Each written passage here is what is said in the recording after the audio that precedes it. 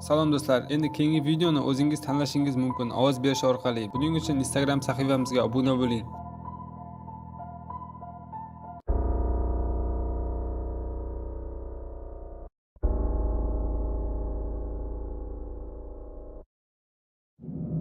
Yoshligimda biz oilamiz bilan juda katta kvartirada turardik.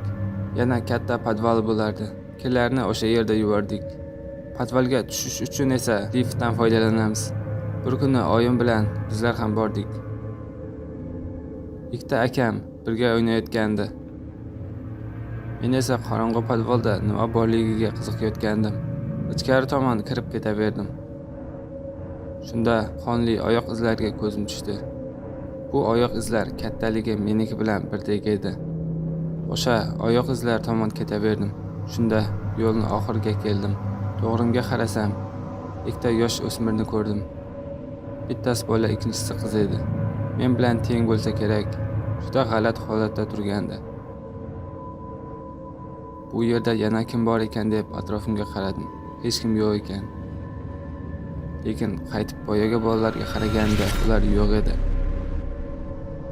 Men qo'rqib ketdim. Qayerga ketib qoldi ular? Bo'lishi mumkin emas-ku axir. Ular tomonda chiqish eshigi ham yo'q edi.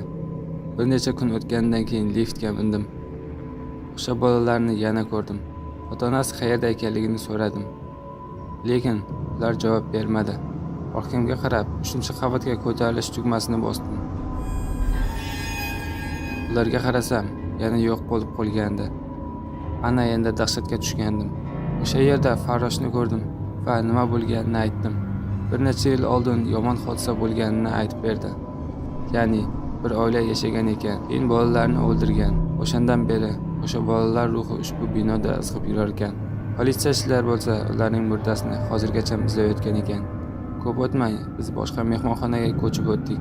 Hayronman, ularning tanasini qachon topishar ekan.